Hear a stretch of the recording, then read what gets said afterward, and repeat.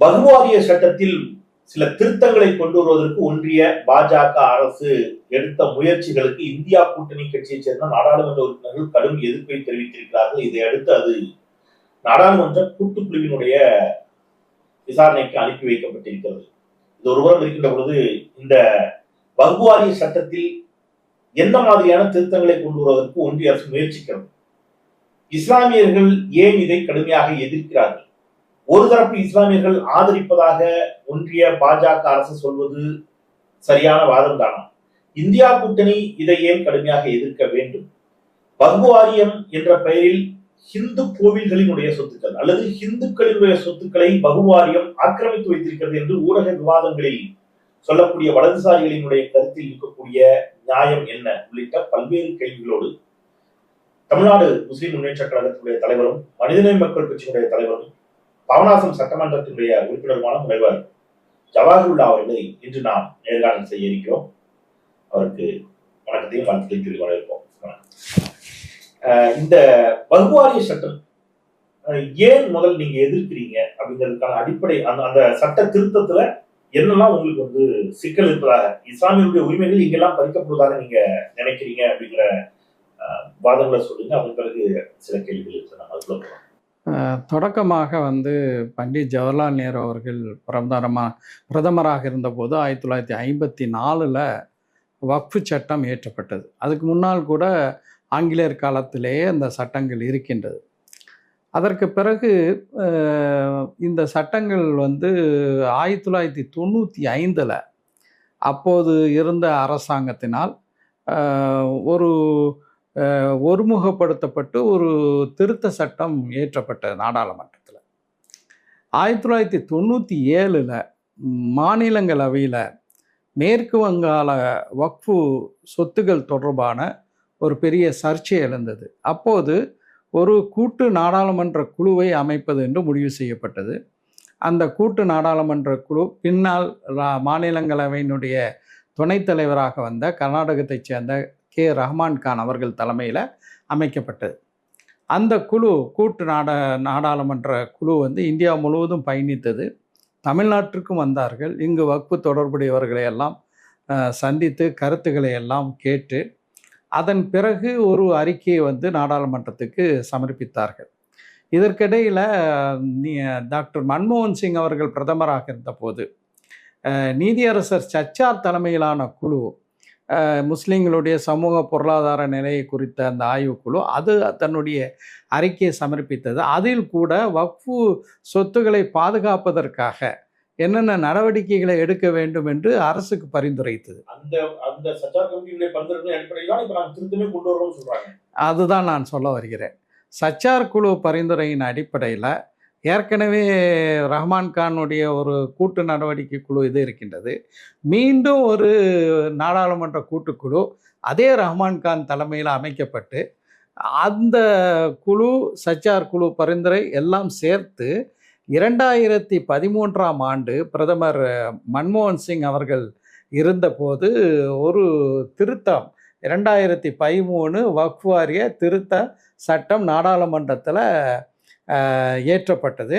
இந்த சட்டம் ஏற்றுவதற்கு முன்னால் கூட்டு நடவடிக்கை நாடாளுமன்ற குழு என்று சொல்லும்போது ஸ்டேக் ஹோல்டர்ஸ் என்று சொல்லக்கூடிய வக்ஃப் வாரியம் தொடர்பாக அதில் உரிமை உள்ளவர்கள் அனைவரிடமும் கருத்து கேட்டு இந்த திருத்தம் மேற்கொள்ளப்பட்ட இந்த திருத்தம் மிக விரிவாக வளமாக வக்ஃபு சொத்துக்களை பாதுகாப்பதற்கும் அதை நிர்வாகம் செய்வதற்கும் எல்லா வகையான வழிவகையும் செய்கின்றது.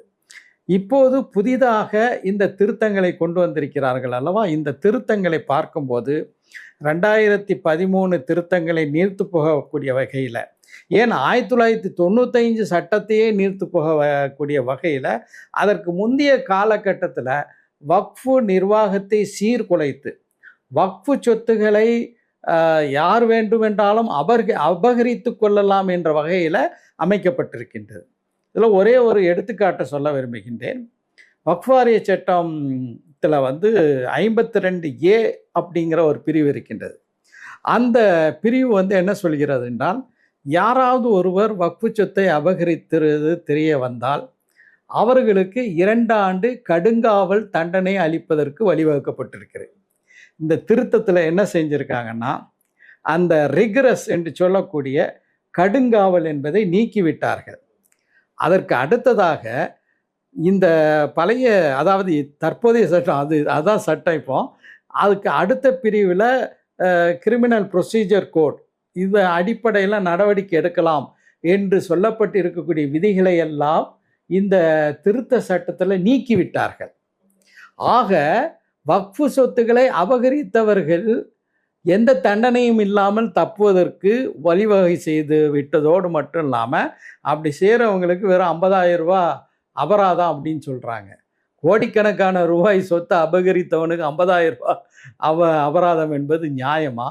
எனவே தான் நாம் சொல்கிறோம், சச்சார் குழு பரிந்துரையின் அடிப்படையில் இந்த திருத்தங்களை கொண்டு வருவதாக பாஜக அரசு சொல்வது, பாஜகக்காரர்கள் சொல்வது வழக்கம் போல அவர்கள் பொய்மையை தான் எப்போதும் உண்மை போல சித்தரிப்பார்கள்.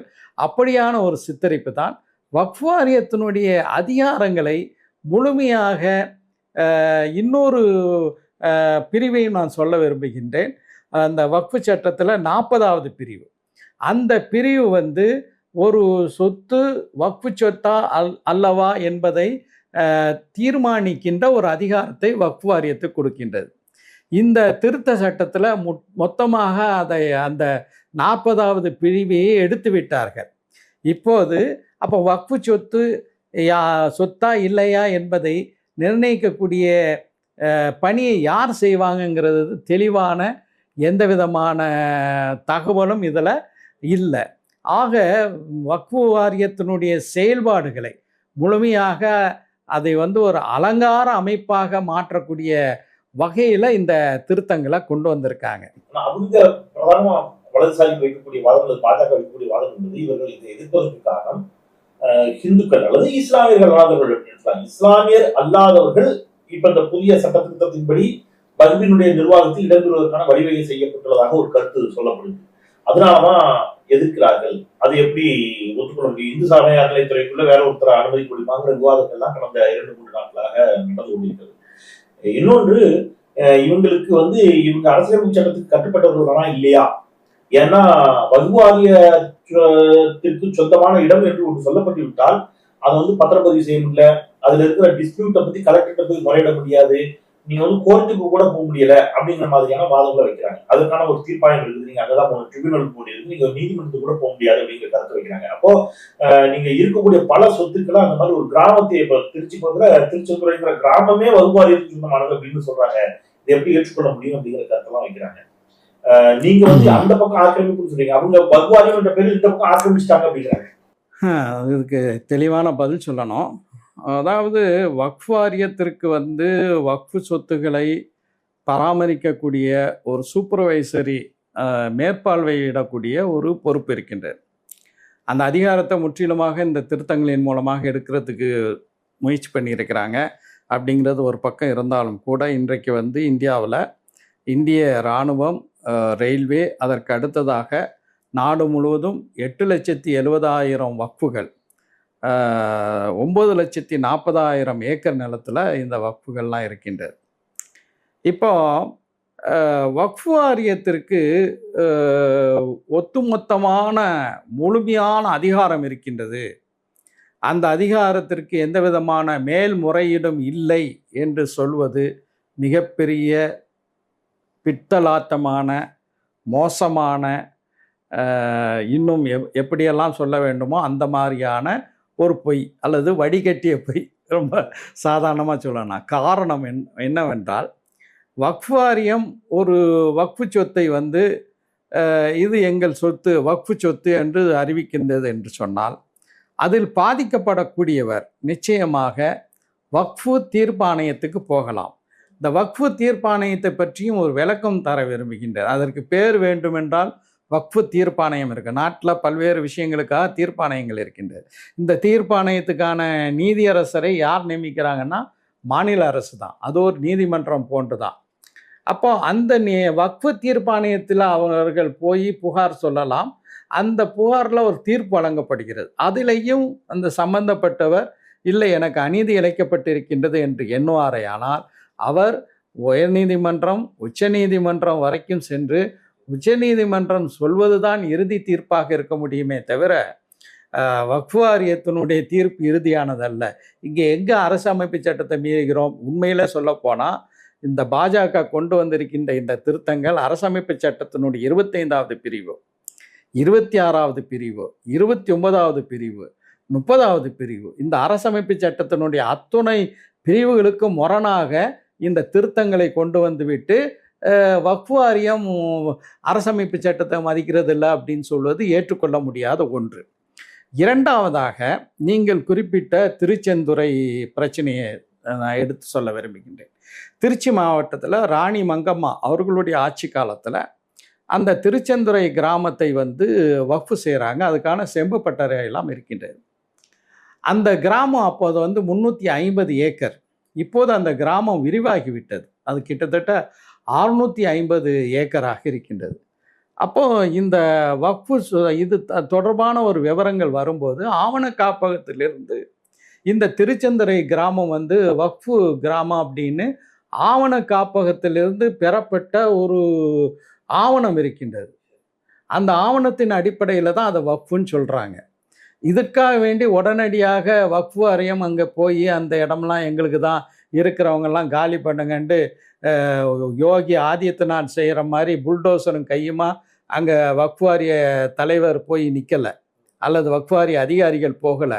இன்னும் சொல்ல போனால் எந்த ஒரு வக்ஃபு ஆக்கிரமிப்பாக இருந்தாலும் கூட அங்கே போய் புல்டோசர் கையோட நிற்கக்கூடிய பணியே எனக்கு தெரிந்து தமிழ்நாடு வக்ஃப் வாரியம் அந்த பணியை செய்யவே இல்லை. அடுத்து அங்கே எப்படி ஒரு கோயில் இருக்கின்றது என்ற ஒரு கேள்வி எழலாம். அதாவது ஒரு பல நூறு ஆண்டுகள் பழமையான கோயிலாக இருக்கலாம். அந்த பகுதியை ஆட்சி செய்யக்கூடிய ராணி மங்கம்மா ஒரு நல்லிணக்கத்திற்காக வேண்டி அவங்க இந்த இடத்த தானம் செய்கிறாங்க. அப்படி ஒரு தானத்தை செய்யும்போது அந்த இடத்துல கோயிலோ அல்லது தேவாலயமோ அல்லது மசூதியோ அல்லது வேறு எந்த வழிபாட்டு தலமோ இருப்பது இயற்கை. இன்னொன்றை நான் ப்ராக்டிக்கலாக சொல்ல விரும்புகிறேன். இன்றைக்கி நீங்கள் திருச்சியிலேருந்து தஞ்சாவூருக்கு போகணுன்னா விமான நிலையம் வழியாக புதுக்கோட்டை அந்த ரோட்டில் போகலாம், அல்லது இங்கே போக்குவரத்து நெரிசல் இருக்கின்றது என்பதனால வலது பக்கம் திரும்பி ஒரு சாலை வழியாக போகலாம். நான் வழக்கமாக தொகுதிக்கு திருச்சியிலேருந்து போகும்போது அந்த சாலை வழியாக தான் போகிறேன். அப்படி போகும்போது 2 பக்கமும் சூழியூர் என்ற ஒரு கிராமம் இருக்கின்றது. அந்த கிராமத்தில் பல 100 ஏக்கர் நிலத்தை ஒரு முஸ்லீம் தனவந்தர் வக்ஃபு செய்கிறார். அவர் தானம் செய்த, அவருக்கு சொந்தமான இடம் அவர் தானம் செய்கிறார். அப்படி தானம் செய்த இடத்துல ஒரு கோயில் இருக்கின்றது, 8 குளங்கள் இருக்கின்றது. அந்த வக்ஃபு செய்த அந்த ஆவணத்தில் அவர் என்ன குறிப்பிடுகிறார் என்றால், இந்த கோயில்களில் இந்து பெருமக்கள் வழிபாடு நடத்துவதற்கு எந்த விதமான தடையும் விதிக்கக்கூடாது. அந்த 8 குளத்தை அவர்கள் பயன்படுத்துவதற்கும் எந்த தடையும் இருக்கக்கூடாது என்று தெளிவாக எழுதுகிறார். எனவே இந்த இடத்துல கோயில் இருந்துச்சு, அதனால் அது எப்படி வக்ஃபு நிலமாகும் என்று கேட்பது தவறான ஒரு வாதம்.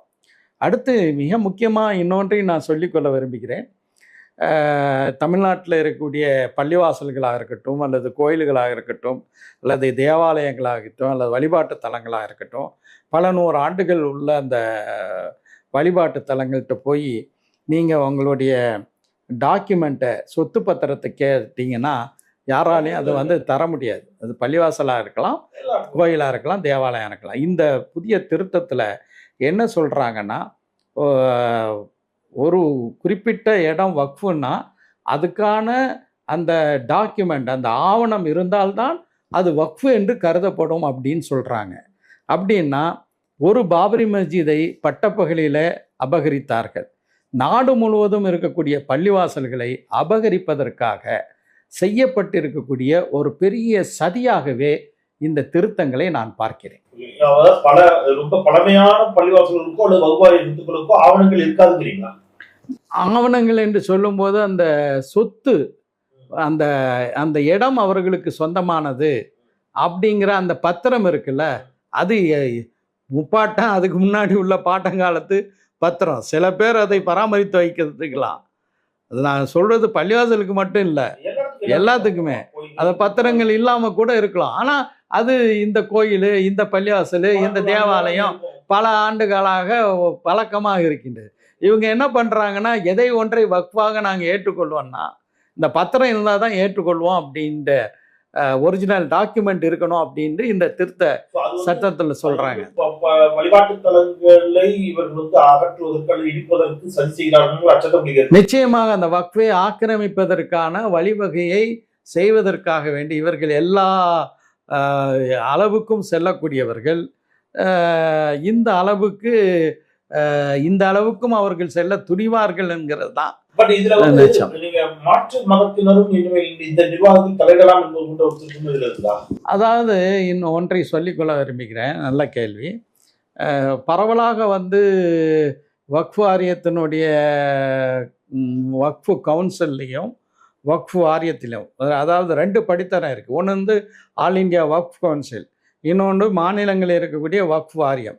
அதில் முஸ்லீம் அல்லாத உறுப்பினர்களை சேர்க்கலாம் அப்படிங்கிறது தான் பரவலாக இந்த விவாதங்களில் சொல்லப்படுகிறது. ஆனால் அதையும் தாண்டி எவ்வளவு ஆபத்துகள் இந்த திருத்தங்களில் இருக்குங்கிறது ஒன்று. இரண்டாவது, இந்த முஸ்லீம் அல்லாதார் வக்ஃபு செய்வதை முற்றிலுமாக இந்த திருத்தம் தடை செய்கிறது. எப்படி இந்த மாதிரி யாரும் பண்ண முடியும்? இன்னைக்கு நீங்கள் தமிழ்நாட்டில் பார்த்தீங்கன்னா பல்வேறு ஊர்களில் பள்ளிவாசல்களில் மாலை நேர தொழுகைக்கு சென்று வரக்கூடியவர்கள்ட்ட தங்களுடைய கைகளில் குழந்தைகளை ஏந்தி கொண்டு எத்தனையோ இந்து பெருங்குடி மக்கள், கிறிஸ்தவ மக்கள் அந்த பிரார்த்தனைக்காக நிற்கிறாங்க. அப்படி அவங்க பிரார்த்தனை, அவங்க வேண்டுதல் ஆயிடுச்சுன்னா அந்த பள்ளிவாசலுக்கு தானமாக ஒரு இடத்தை வழங்கலாம் அப்படிங்கிற ஒரு எண்ணம் வந்துச்சுன்னா அதை வழங்க முடியாது. காரணம், வக்ஃபு செய்யக்கூடியவர் 5 ஆண்டுகள் முஸ்லீமாக இருந்திருக்கின்றார் என்ற சான்று வேணுங்கிறாங்க. இது எந்த வகையில் நியாயம்? 5 வருஷம் ஒரு ஆள் முஸ்லீமாக இருக்காருங்கிறத இவங்க எப்படி கண்டுபிடிப்பாங்க? ஸோ இந்த ஒரு விஷயம். அடுத்து நீங்கள் கேட்ட கேள்விக்கு வர்றேன். இந்த சென்ட்ரல் வக்ஃப் கவுன்சில் இருக்குது பாருங்கள், அதில் மொத்தம் ஏற்கனவே 12 பேர் தான் உறுப்பினர்கள். அதில் 23 பேராக இந்த எண்ணிக்கை அதிகரித்திருக்காங்க. இந்த 23 பேரில் 10 பேர் மட்டும், அதாவது வக்ஃபு பல்வேறு மாநில வக்ஃபு வாரியங்களிலிருந்து 3 பேர், அதே போல் முக்கியமான முஸ்லீம் அமைப்புகளிலிருந்து 3 பேர், இப்படியாக ஒரு 10 பேர் மட்டும் முஸ்லீம்கள். மற்றவர்களில் குறைந்தபட்சம் 2 முஸ்லீம் அல்லாதார்கள் இருக்க வேண்டும் என்று ஒரு சரத்தை சேர்த்திருக்கிறார்கள். ஆனால் ஒன்றிய அரசு விரும்பினால் 13 பேரும் முஸ்லீம் அல்லாதவர்களாக இருக்கலாம். அதாவது இப்போது இருக்கக்கூடிய சட்டத்தில் முஸ்லீம்களிலிருந்து 3 நாடாளுமன்ற உறுப்பினர்கள் தேர்ந்தெடுக்கப்பட வேண்டும் என்று இருக்கின்றது. இப்போ 3 நாடாளுமன்ற உறுப்பினர்கள் என்பது மட்டும்தான் இருக்கின்றது, முஸ்லீம்கள் என்று கூட இல்லை. அதே போல் ஓய்வு பெற்ற உச்ச நீதிமன்ற நீதிபதி அல்லது உயர்நீதிமன்ற நீதிபதி அதில் முஸ்லீம்களிடம் இல்லை. நாடு முழுவதும் பிரபலமான ஒரு வழக்கறிஞர், அவர் முஸ்லீமாக இருக்கணும்னு அவசியம் இல்லை. ஒரு நிர்வாகம் அல்லது கட்டடக்கலை அல்லது பொறியியல் நிபுணர், அவர் முஸ்லீமாக இருக்கணும்னு இல்லை. இன்னொரு முக்கியமான ஒரு விஷயம் என்னென்னா, இந்த மாநில வக்ஃப் போர்ட்லேயும் அதே மாதிரி முஸ்லீம் இப்போ தற்போதைக்கு இந்த சட்டத்தில் 2 நாடாளுமன்ற உறுப்பினர்கள், 2 சட்டமன்ற உறுப்பினர்கள், அதே போல் பார் கவுன்சிலிருந்து 2 வழக்கறிஞர்கள், முத்தவல்லிகளிலிருந்து 2, இப்படியெல்லாம் இருக்காங்க. இதை 12ஆக உயர்த்தி விட்டார்கள். ஜனநாயகத்தில் எந்த அளவுக்கு நம்பிக்கை இல்லாதவர்கள் இவர்கள் என்றால், முன்பு இவர்கள் எல்லாம் தேர்ந்தெடுக்கப்பட வேண்டும். சட்டமன்ற உறுப்பினர்கள்னால் முஸ்லீம் சட்டமன்ற உறுப்பினர்களிலிருந்து 2 பேர் தேர்ந்தெடுக்கப்படணும், முத்தவல்லிகளிலிருந்து தேர்ந்தெடுக்கப்படணும், தேர்தல்லாம் நடக்கும்.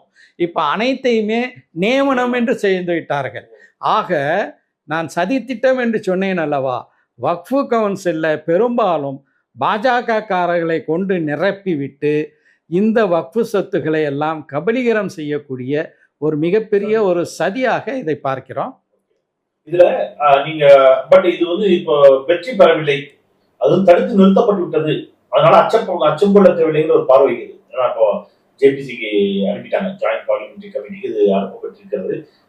நாடாளுமன்றத்தில் அவர்களுக்கு பெரிய பலம் இல்லாத போது இதை நிறைவேற்ற முடியாது. எனவே இஸ்லாமியர்கள் பெரிய அச்சப்பட தேவையில்லை என்ற ஒரு கருத்து இருக்கிறது. இது ஜேபிசிக்கு அனுப்பியிருக்கிறாங்க. இது நிறைவேற்றப்படும் என்று நினைக்கிறீர்களா, அல்லது இது நிறைவேற்றப்படாமல் இதை தடுத்து நிறுத்திவிட முடியும்னு நினைக்கிறீங்களா? அதாவது இந்த சட்ட திருத்தம் கொண்டு வரப்பட்ட போது நான் அனைத்து இந்திய முஸ்லீம் தனியார் சட்ட வாரியத்தின் உறுப்பினர்.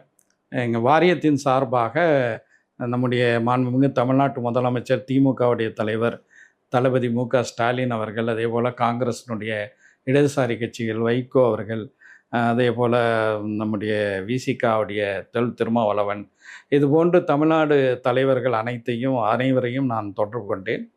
அவர்களுக்கு முஸ்லீம் தனியார் சட்ட வாரியத்தின் சார்பாக கொடுக்கப்பட்ட ஒரு கடிதமும் அவர்களுக்கு செல்லப்பட்டது. அதே மாதிரி அனைத்து இந்திய முஸ்லீம் தனியார் சட்ட வாரியத்தின் சார்பாக எல்லா கட்சி தலைவர்களையும் சந்தித்து, சந்திரபாபு நாயுடு உள்பட, சிராக் பாஸ்வான் உள்பட சந்தித்து சொன்னார்கள்.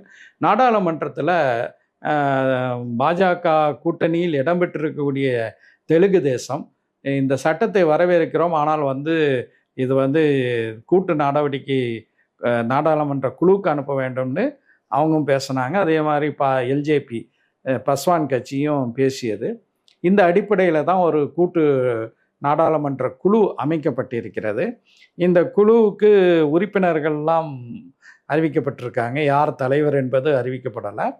இவர்கள் ரஹ்மான்கான் தலைமையிலான அந்த நாடாளுமன்ற கூட்டுக்குழு செய்தது போல ஸ்டேக் ஹோல்டர்ஸை, இதில் கருத்து சொல்ல உரிமை உள்ளவர்கள் அனைவர்களுடைய கருத்துகளையும் கேட்டு தான் நாடாளுமன்றத்துக்கு வர வேண்டும். அதாவது ஜார்க்கண்ட், மகாராஷ்டிரம், அதே போல் ஹரியானா தேர்தலை முன்வைத்து ஒரு பாஜக இதை கொண்டு வந்திருக்கின்றது என்றும் பொதுவாக விவாதத்தில் இடம்பெற்றிருக்கின்றது. இந்த 3 மாநிலங்களையும் நிச்சயமாக பாஜக படுதோல்வி அடையப் போகின்றது. மாநிலங்களவையில் அவர்களுக்கு பெரும்பான்மை வருவது மிகவும் கடினம். மக்களவையிலும் கூட அவர்கள் மிக ஒரு குறுகிய பெரும்பான்மையில் தான் இருக்காங்க.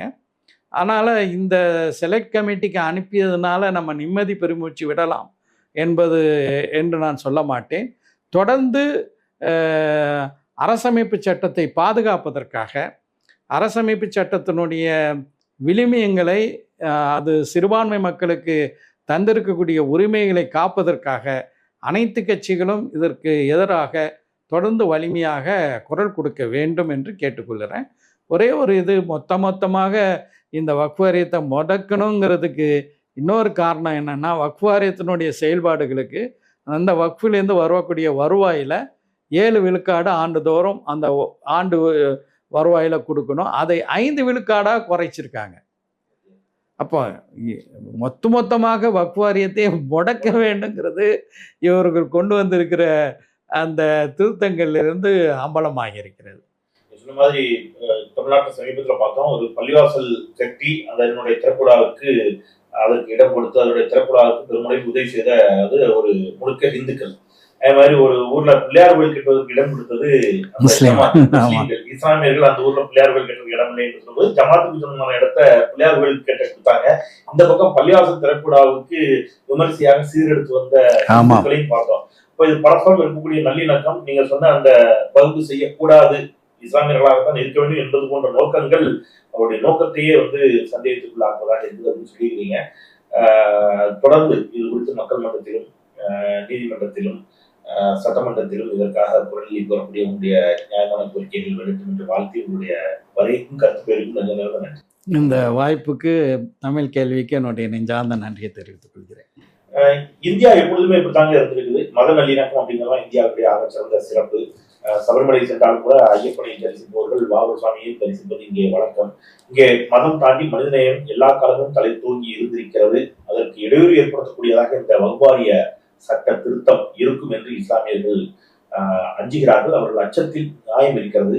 அதை உணர்த்துவோம், உணரச் செய்வோம் என்பதற்கான ஒரு நேர்காணல் தான் இது. தொடர்ந்து தமிழ் கேள்வியை பாருங்கள். உங்கள் ஆதரவை தாருங்கள், சப்ஸ்கிரைப் செய்து கொள்ளுங்கள் என்று கேட்டு விடைபெறுகிறேன். குரலற்றவர்களின் குரலாய் நான் செந்தில். நன்றி.